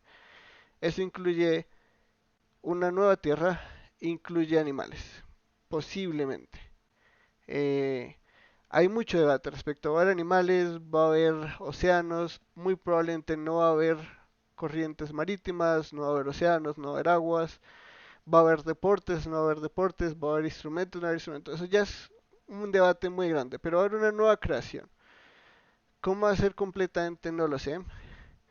Eh, Creo que si has leído a C.S. Lewis, creo que lo pone mejor que nadie, ¿no? Él dice, es como lo que era antes, pero mejor. O sea, puedes verlo y ves que hay una gloria, ve una gloria única en cada objeto de la nueva creación. Pero es infinitamente mejor de lo que era antes. ¿Eso significa que hay cambios? Sí. Va a haber muchos cambios. No nos son contados en la Biblia. em, pero sabemos que toda la nueva creación va a ser como un lugar santísimo gigante. Por eso la Nueva Jerusalén es un cuadrado perfecto, porque el único cuadrado perfecto en el Antiguo Testamento y en toda la Escritura es el lugar santísimo. Es decir, vamos a habitar en el lugar donde está la presencia de Dios. Por eso el Cordero es el templo. Ya no va a haber templo porque ahí ya está la presencia de Dios. Toda la nueva creación es el lugar santísimo. Ya no hay divisiones de más a menos santo, sino que todo es completamente santo. Pero si es la regeneración de todo, ¿qué va a incluir y qué no va a incluir? Es muy difícil porque hay demasiadas diferencias. Si hay animales, van a ser animales creados desde cero. No van a ser los animales como eran antes. O sea, es decir, si yo tuve un perrito, ese perrito no va a estar en la nueva creación. Porque estos perritos dejan de ser, básicamente. Pero van a haber nuevos perritos. Sí va a haber perritos, porque no estoy seguro de que haya haber animales en sí, o sea, en sí en la creación, nueva creación. O si hay que van a ser los mismos que hoy tenemos hoy en día, o si Dios va a hacer nuevas especies, mucho mejores de las que nos imaginamos. Tal vez vaya a haber perros gigantes que vamos a montar. No sabemos. Puede que todos los perros sean chiquitos y todos sean falderos, puede que todos sean grandes y juguetones. No sabemos, pero sea lo que sea, no se comparan a los perros que hoy en día en el mundo podemos ver. Y por eso es que Pablo dice que la creación gime eh, por este día en que van a ser revelados los hijos de Dios, porque yo creo que la creación misma anhela la nueva creación.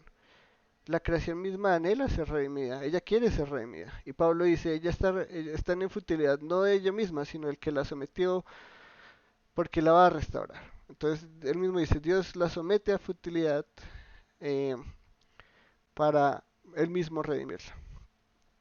Entonces sí, eso definitivamente no está limitado a los seres humanos, sino a toda la creación. Las minucias de eso definitivamente es imposible saberlas.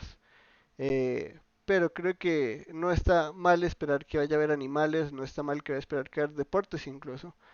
Hay muchos teólogos que quieren jugar fútbol en la nueva creación.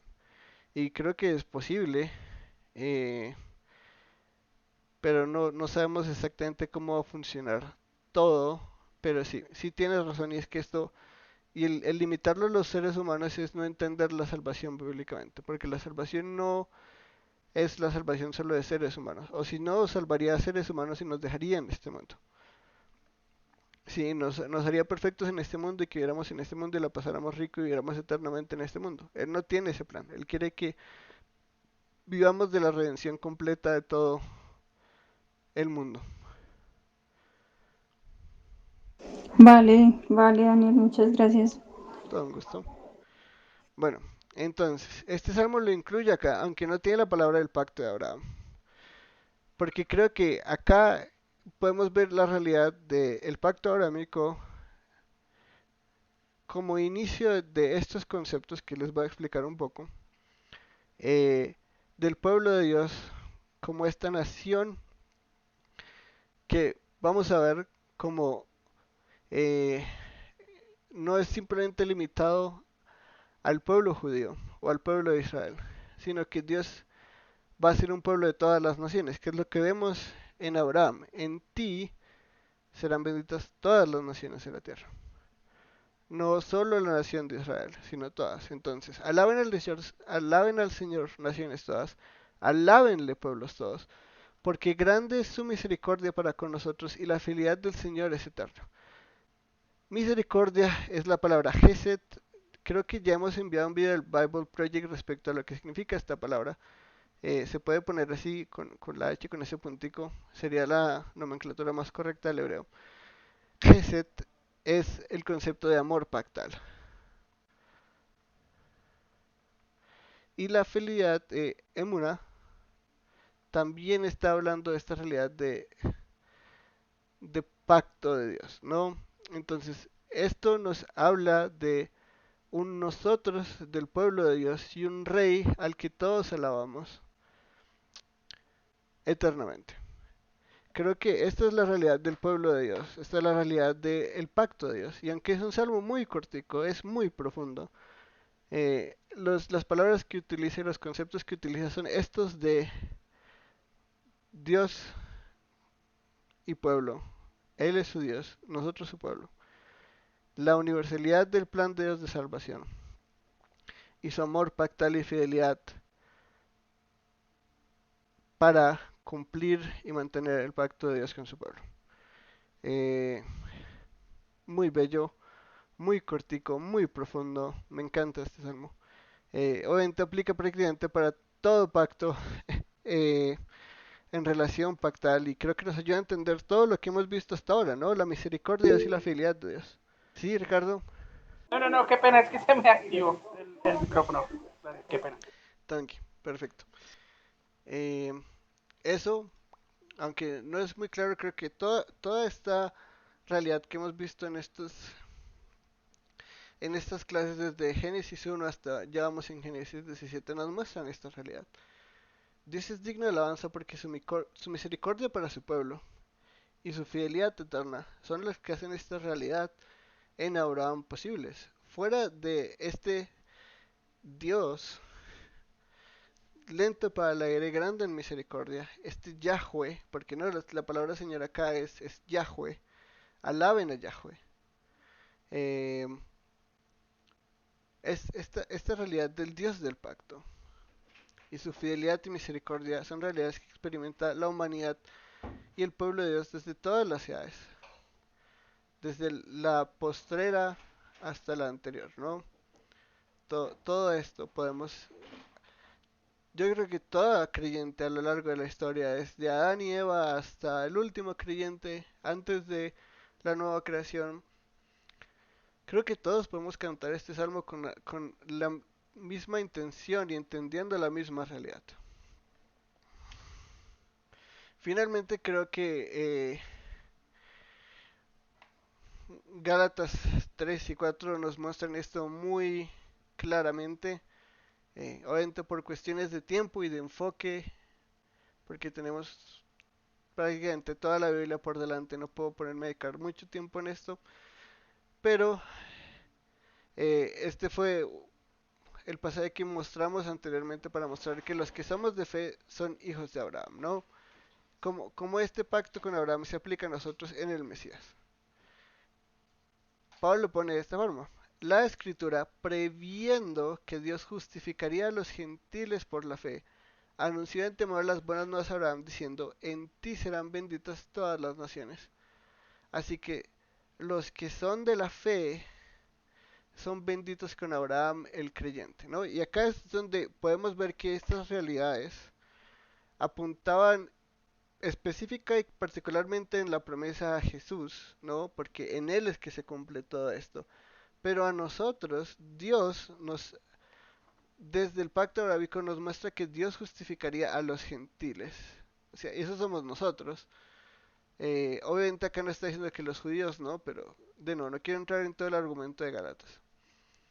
Simplemente quiero que veamos la realidad, que este pacto se cumple en Jesús. Y es por nuestra fe en Él que estamos en unión con Él. Que somos hijos de Abraham y somos benditos en Abraham. Porque su simiente, el verdadero Abraham, el último Abraham, es Jesús, que cumple el pacto abrámico. Y Él es la bendición de las naciones. No hay vida, no hay salvación, no hay restauración de una humanidad fuera de Jesús. Ahí es donde podemos ver la realidad de Juan 15. Separados de mí nada pueden hacer, porque separados de Él no hay vida. Él es la vida. Y eso nos lleva de vuelta al prólogo de Juan. Algún día también si quieren podemos estudiar Juan. Me encanta el Evangelio de Juan, creo que es bello y hermoso. Eh, pero esta es la realidad, unión y separación. Esta es la realidad en esta última generación, en estos últimos tiempos. Estamos en Él o estamos fuera de Él.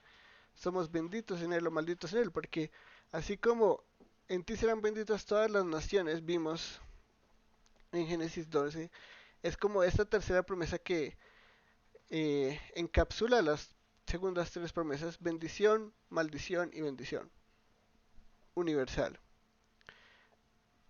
Esto también tiene la otra cara de la moneda, ¿no? Y es que así como Jesús es el único ente de bendición para las naciones, también todos los que estén separados de Él y todos los que rechacen a Él serán malditos. Punto. Y son malditos. Lo único que luego nos va a decir antes en Galatas 1, ¿no? Incluso los que rechazan hoy en día el Evangelio para creer un Evangelio diferente son considerados malditos. O sea, o somos considerados benditos en el Mesías o somos considerados malditos por el Mesías. Esta es la realidad de nuevo que vemos en 2 Corintios. De yugo es igual. Comunión, comunión con el mundo o separación del mundo. Ciudadanía del reino de los cielos o ciudadanía del mundo. Esto no se mezcla. Yo no tengo una doble ciudadanía. Yo no soy en la oficina un ciudadano del mundo y en la iglesia un ciudadano del reino de Dios. Yo no soy con mi familia un ciudadano del reino de Dios, pero con mis amigos un ciudadano del mundo. No, así no funciona. Nosotros somos un pueblo y una nación santa. Nosotros tenemos solo la ciudadanía que está en los cielos. Nosotros solo somos de la simiente de Abraham, hijos de Abraham, miembros de esta familia que es el reino de Dios. Ya no un montón de familias que conforman el reino de Dios, como fue el diseño en la antigua creación. Ahora, todos los creyentes somos parte de esta familia universal. Por fe, tenemos estos lazos consanguíneos por espiritualidad, que se define en fe en el mismo Dios que Abraham tuvo, diciendo y creyendo en sus promesas. Y estas ahora lo hacemos no en las promesas hechas a Abraham, sino las promesas que tenemos en Jesús y por fe en Jesús. Somos benditos con Abraham, no en Abraham, porque Abraham también es bendito en Jesús, curiosamente, el creyente. Este es el pacto abrahámico hoy en día aplicado a nosotros. Eh, es cumplido en el Mesías, pero unión o separación. Estamos unidos a Él, somos pueblo de Dios, vimos una Biblia dedicada a Dios, vimos una Biblia de separación del mundo, una vida de separación del mundo, una vida de unión a Jesús, una vida como pueblo santo apartado. Tenemos nosotros la señal del corazón circuncidado, o creemos que por circuncidarnos el exterior somos creyentes. Ese es todo el argumento de Pablo en Romanos 4, Romanos 2, Romanos 9 al 11, Gálatas. ¿Cuál es nuestra relación a Dios como su pueblo? Porque esto es lo que es el pacto abrahámico. Romanos 4. Porque la promesa a Abraham y su descendencia de que él sería el heredero del mundo no fue hecha por medio de la ley, sino por medio de la justicia de la fe. Heredero del mundo. No heredero de una nación física, físico-temporal, espacial-temporal, en Medio Oriente, en lo que hoy llamamos la nación de Israel, ¿no? Desde Gaza hasta por allá arriba. Esas fronteras demarcadas de lo que fue la provincia de Judea en Roma, esa no fue la promesa de Abraham, ¿no? Y ahora entendemos que descendencia tiene estas eh, cuatro dimensiones, pero que acá aplica la principal, que es la de la promesa, o sea, Jesús, y en segundo lugar como una subdivisión de la primera es la espiritual, ¿no? Entonces acá tenemos la simiente de la promesa o la descendencia de la promesa que es Jesús y nosotros la descendencia espiritual en Jesús. No, esta descendencia espiritual no está separada de la realidad de Jesús. La unión a Jesús, la unión al Mesías es tan vital para el cristianismo, para entender el plan de Dios, que si no entendemos cómo estas dos están relacionadas, vamos a siempre malinterpretar lo que es el reino de Dios. Nuestro significado solo está en el Mesías, no simplemente por el Antiguo Testamento traducido al Nuevo Testamento uno a uno, porque es una realidad diferente. Pero, ¿qué nos dice Pablo acá del pacto con Abraham? Herederos del mundo. O sea, la herencia y las promesas de la herencia ahora ya no se limitan a una tierra pequeña que es Canaán, sino como vimos en Génesis 15, Canaán representa algo mucho más. Lo que el autor de Hebreos nos va a decir, Canaán va a ser un símbolo de la nueva creación. Y por eso luego Pablo nos va a decir en Romanos 8, somos herederos y coherederos con Cristo. ¿Coherederos de qué? Coherederos de toda esta realidad, de qué es la promesa de redención. No recuerden, bendición asociada con vida, bendición asociada con eh, restauración, salvación. Esto es, todos nosotros en Jesús, los que somos de la justicia que es de la fe, participamos de esta promesa que es cumplida en Jesús y nosotros somos coherederos. Nosotros no somos los herederos inmediatos. Nosotros no simplemente podemos decir, ay, eso es para mí, punto. No, es más, nosotros realmente no podemos interpretar la Biblia para nosotros uno a uno sin primero entender quiénes somos en Jesús. Creo que eso es un ejercicio importante. Porque si nosotros no vemos nuestro valor y nuestra identidad como pueblo de Dios en Jesús, vamos a malentender toda la Biblia. Separados de Él nada podemos hacer. Vean Juan 15, estudienlo, rayenlo en relación a lo que es el pueblo de Dios bajo un pacto de Dios. Y ahí vamos a entender quiénes somos realmente nosotros. Nosotros somos nada, pero en Él somos hechos hijos de Dios. Eso es una realidad absolutamente maravillosa. Y esto lo vemos acá, con este hombre. Por eso les dije cuando estudiamos Génesis 12, este hombre es una figura importantísima para la historia de la humanidad. Un pagano caldeo, adorador de dioses paganos, idólatra, anciano, o sea, vivió toda su vida en idolatría, cuando Dios lo llama, prácticamente. Vive 100 años más, lo que es parte yo creo que de esta realidad de la bendición que Dios le da a Abraham, de una larga vida, eh, que siempre ha sido como un factor, ¿no? Los hombres fueron destinados a vivir mucho porque estaban benditos en Dios. Dios los bendice en la creación. Y acá otra vez esto lo vemos. Abraham es una figura importantísima. Y como nosotros entendemos el pacto de Abraham, va a afectar cómo entendemos nuestra identidad, cómo entendemos lo que es el pueblo de Dios, cómo entendemos quiénes somos dentro de este pueblo de Dios. Acá es donde la teología del pacto difiere del dispensacionalismo. Y la teología del nuevo pacto, que es a la que yo me adhiero, también difiere. ¿Cómo entendemos nuestra identidad? Hay dos pueblos, Israel y la iglesia. Hay un pueblo que tiene una continuidad absoluta uno a uno, o hay una realidad escatológica a lo que esto apuntaba que se cumple en Jesús y en nuestra unión a Jesús, esa es la que creo yo. Creo que se nota por lo que he enseñado. Eh, pero no, es vital que entendamos esta promesa, entendamos cómo se cumple en Jesús y cómo se cumple en nosotros. ¿Cómo podemos ver esta misma redención de Noé? No, herederos del mundo, herederos de una nueva creación.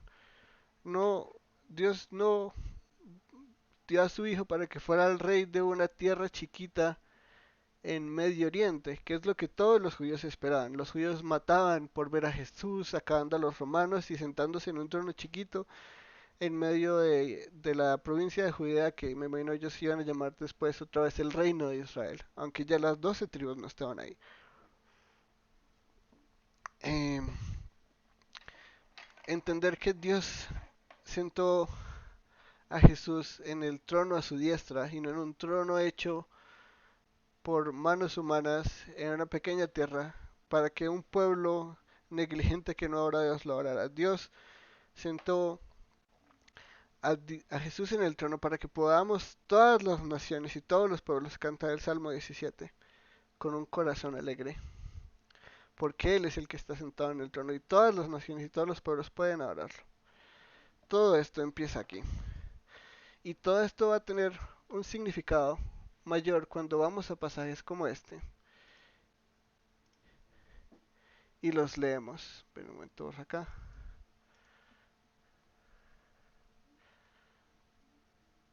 Yo creo que estos son los versículos que más son ignorados, de los versículos que son más ignorados en el Nuevo Testamento porque no entendemos los significativos que eran para la audiencia original.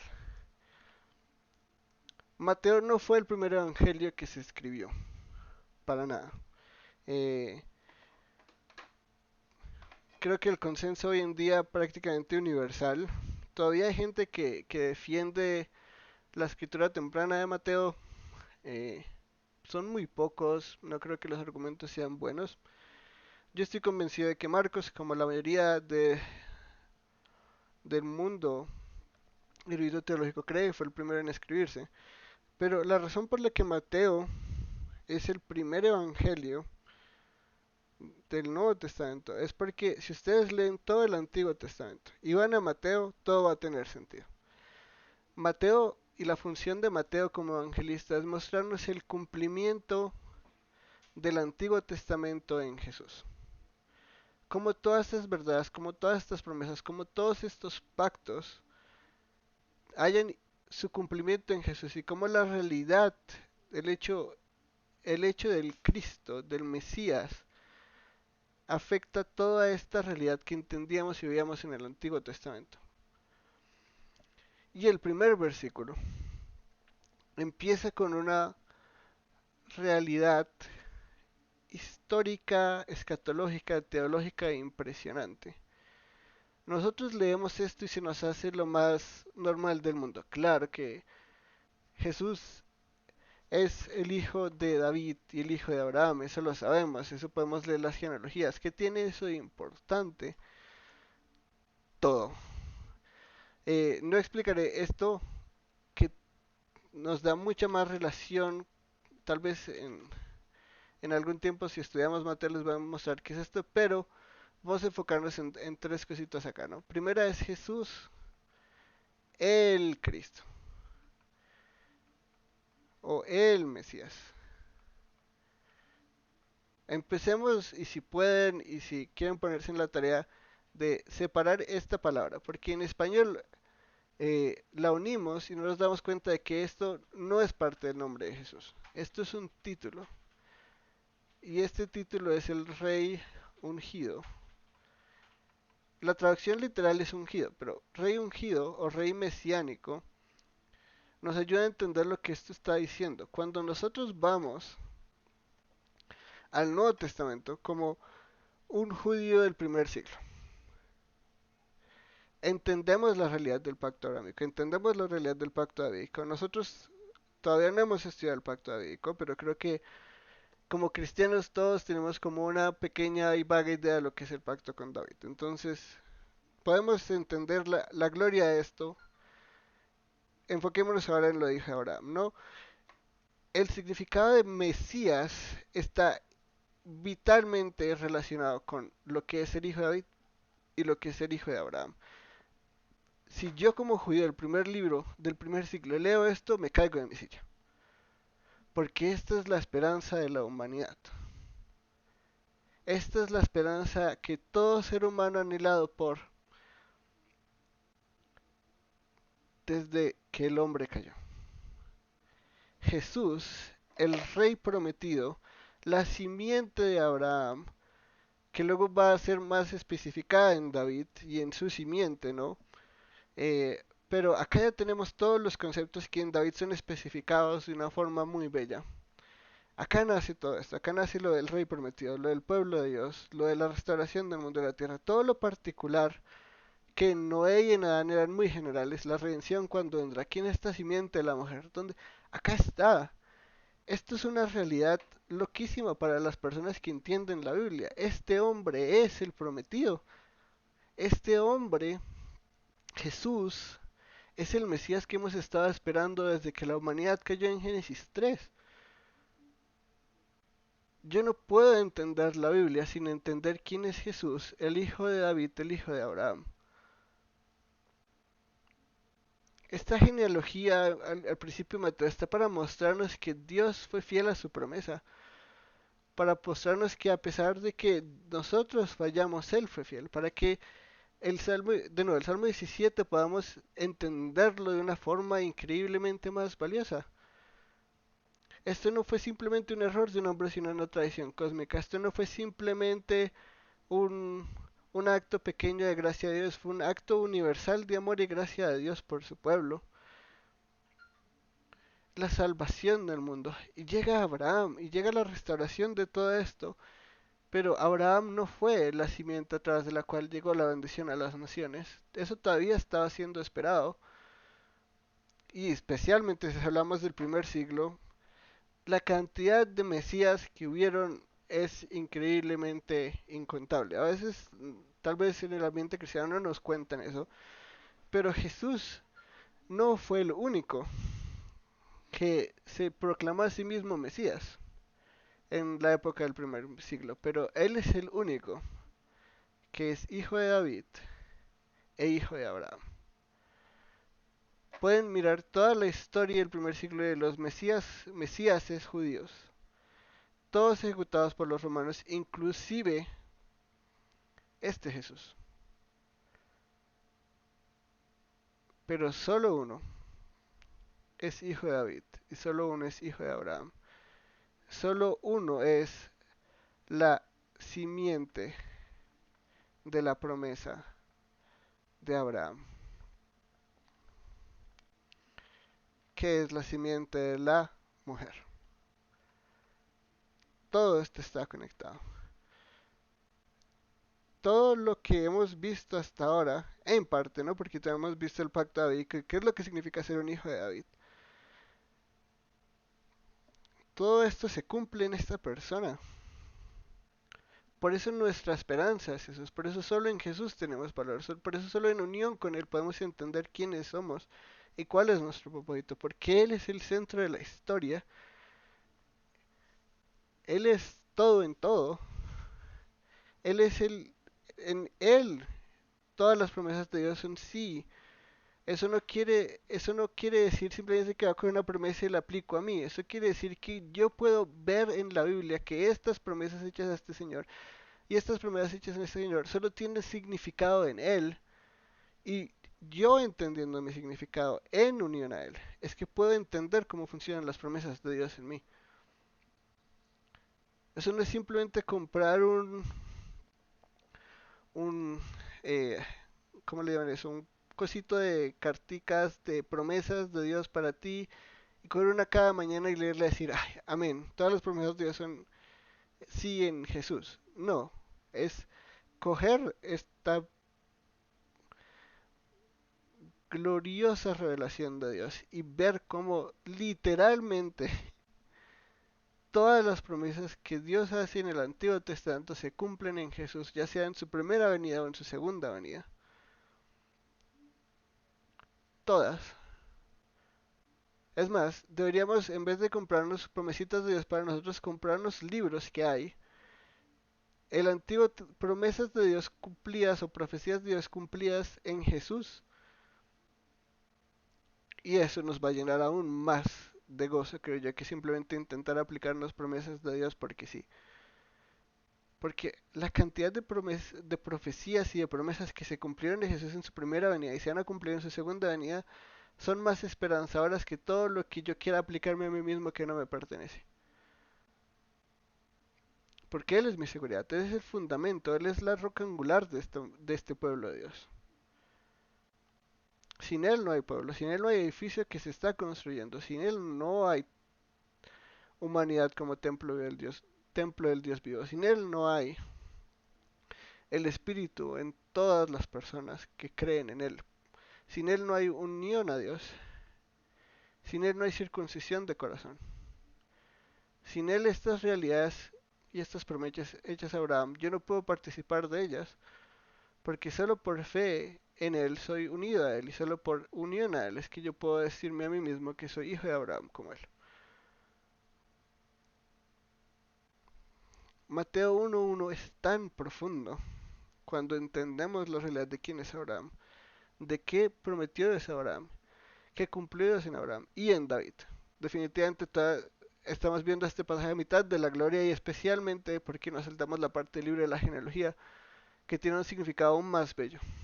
Cuando todo esto se estudia en su unidad, Mateo 1.1 yo creo que es uno de los versículos más gloriosos de la realidad de Jesús en todo el Nuevo Testamento. Esto es para sacarnos de los asientos. Llegó el prometido. Solo un hijo de Abraham y solo un hijo de David puede ser el Mesías. No un judío que se para frente a los romanos y les hace peleas y es crucificado, porque no, Jesús no fue el único famoso Mesías crucificado. Pero todos murieron en batalla a escudo y espada, a violencia, o sea, al punto de que son los movimientos mesiánicos los que causan la destrucción del templo. Pero solo en este hombre todas estas realidades tienen el significado que Dios tenía y esperaba y prometía en ellas. Jesús es la roca. Jesús es la simiente de Abraham. Entendiendo el pacto abrámico podemos entender la profundidad y la gloria de las riquezas del misterio de Dios. Cuán insondables son sus caminos, realmente.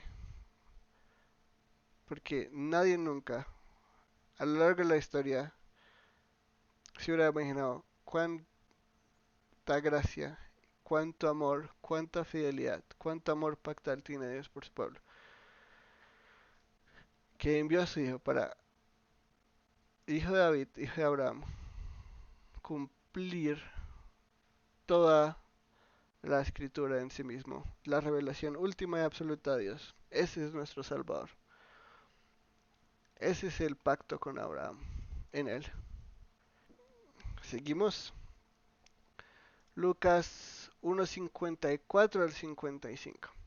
Es más, tanto los cantos, si alguna vez se quieren poner esa tarea, el canto con el canto de María, el canto de Elizabeth y el de Zacarías, todos estos hermosos poemas, cantos, están sumergidísimos, sumergidísimos, pero o sea, literalmente están bañados en Antiguo Testamento. Es increíble lo mucho que necesitas saber del Antiguo Testamento para poder entender el canto de María, el famoso Magnificat que le llaman, ¿no? El canto de Elizabeth, el canto de Zacarías. Si uno no, el de Ana, por ejemplo, en, en el templo están tan llenos de Antiguo Testamento. Y Lucas los incluye porque él ve y entiende la realidad de Jesús de nuevo, el del Antiguo Testamento cumplido en Jesús. ¿Cómo podemos entender todo esto en Jesús? Eh, bueno, acá vemos, ha ayudado a Israel su siervo para recuerdo de su misericordia, tal como a nuestros padres, a Abraham y a su descendencia para siempre. ¿Quién es este? Dios, que ha ayudado a su pueblo. Sí, para recordarnos su misericordia, su amor pactal, tal como dijo a nuestros padres. O sea, acá de nuevo se ve el pacto abrahámico como vital para entender el cumplimiento de los tiempos en el Mesías. Vitalísimo, Abraham es súper importante, no podemos ignorar la importancia de Abraham y no podemos quitarle importancia a Abraham. Otro canto de estos no los explico a demasiado detalle porque realmente ya estamos corticos de tiempo, pero tómense el tiempo de leer estos pasajes y orar y intentar entenderlas a estas realidades nuevas que hemos visto del pacto abrámico. Continuamos con otro canto A ver. Y nos ha levantado un cuerno de salvación en la casa de David su siervo, tal como lo anunció por la boca de sus santos profetas desde los tiempos antiguos, salvación de nuestros enemigos y de la mano de todos los que nos aborrecen, para mostrar misericordia a nuestros padres y para recordar su santo pacto, el juramento que hizo nuestro padre Abraham, concedernos que, librados de la mano de nuestros enemigos, le sirvamos sin temor, en santidad y justicia delante de él todos nuestros días. Ah, ¿qué es eso tan bello? Y eso es una realidad no para el Israel antiguo, sino para el pueblo de Dios. Estamos en la realidad de la encarnación del Hijo de Dios. ¿Cómo entendemos todo esto de pacto de sus enemigos, de el reino de salvación, del cuerno de salvación? Todo esto está lleno de Antiguo Testamento. En serio que si tienen una Biblia con referencias, vayan, cojan estos pasajes y miren a dónde los lleva y deleítense. Deleítense en cómo todo esto es unido, como todo esto tiene su significado solo si entendemos esta teología bíblica. Si nos ponemos a separar estos conceptos, intentamos ser como Marción y los marcionitas y decir el Antiguo Testamento, eso es un montón de cosas terribles y un Dios iracundo, nos vamos a perder toda la gloria del pacto en el que vivimos. Y finalmente, uno que podemos ver de la boca de uno de nuestros apóstoles queridos. Asimismo, todos los profetas han hablado desde Samuel y sus sucesores en adelante, también anunciaron estos días. Ustedes son los hijos de los profetas y el pacto que Dios hizo con sus padres al decir a Abraham, y en sus simientes serán benditas todas las familias de la tierra. Para ustedes, en primer lugar, Dios, habiendo resucitado a su siervo, lo ha enviado para que los bendiga, a fin de apartar a cada uno de ustedes de sus iniquidades. Vemos bendición como salvación, vemos bendición como salvación en las promesas a Abraham. Vemos la realidad de la simiente de Abraham con el cumplimiento de estas promesas. Esta es la realidad, esta es la proclamación del Evangelio.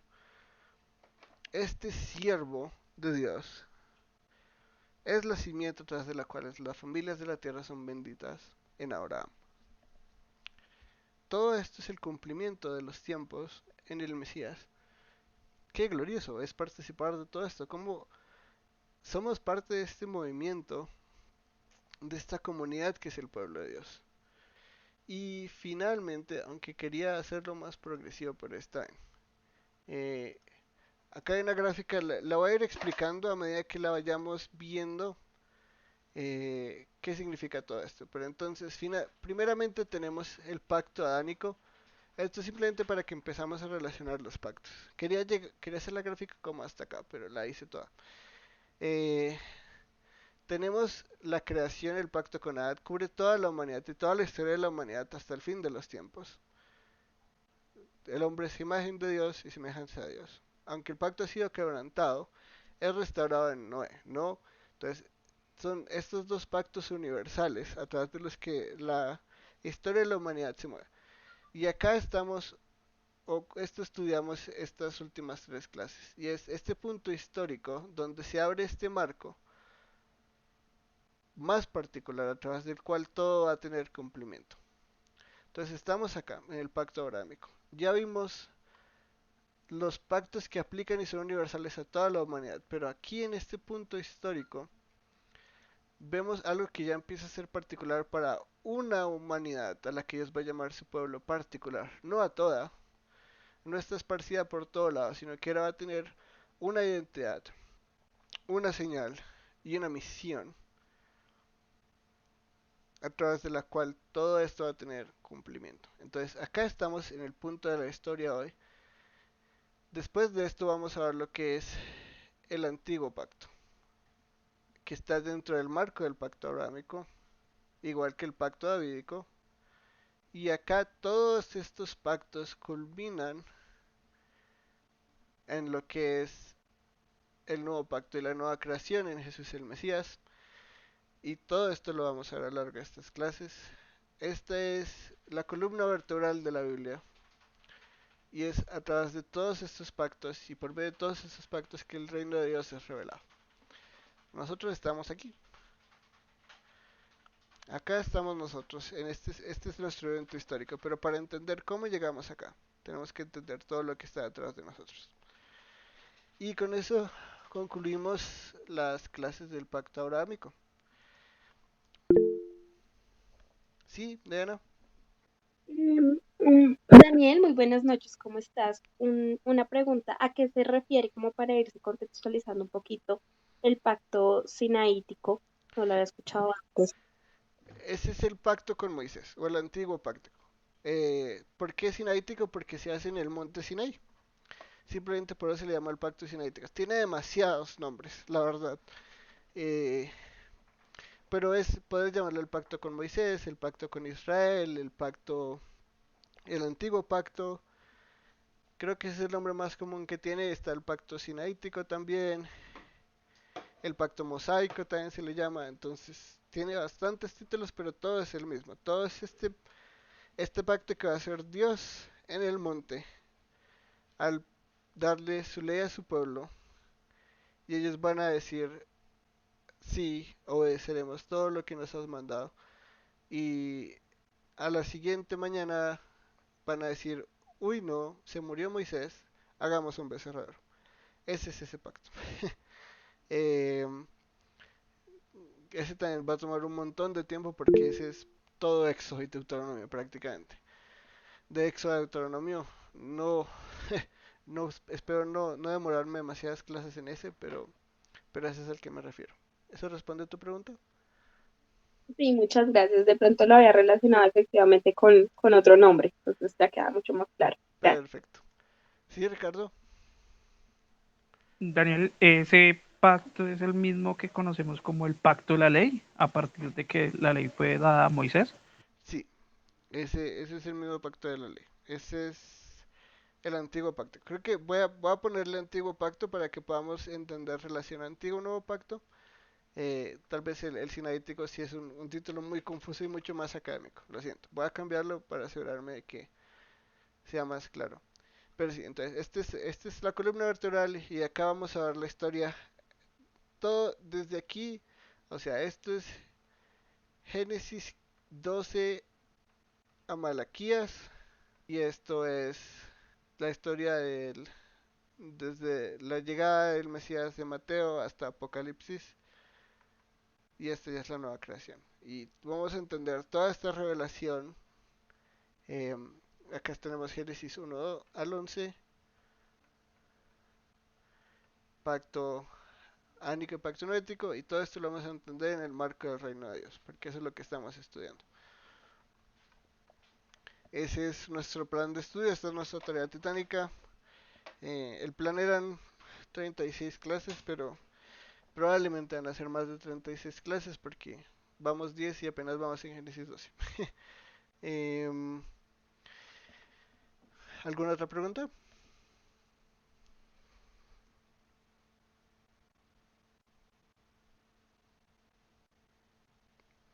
Perfecto. Eso siendo todo, de nuevo vamos a dejar la grabación. Eh, la siguiente clase vamos a terminar todo lo que es la historia del... Bueno, no sé si vamos a terminar toda la historia de lo que es el reino prometido, espero que sí. Vamos a ver cómo esto se aplicó en la vida de Abraham, porque hasta ahora vimos lo que son promesas y pacto separados de la vida de Abraham. Vamos a ver ejemplos de cómo esto lo vivió Abraham en su vida, con ejemplos bíblicos. Luego seguimos a Isaac, luego a Jacob. Tal vez toque un poco de José. Tal vez si no nos toma demasiado tiempo ver a Abraham, Isaac y Jacob, porque es una historia bastante larga.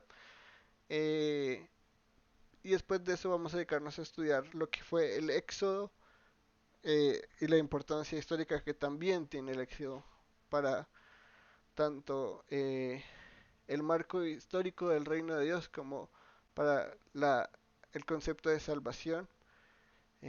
Cuando entendemos el Éxodo, entendemos lo que Jesús vino a hacer, o lo que Él entendió que Él venía a hacer.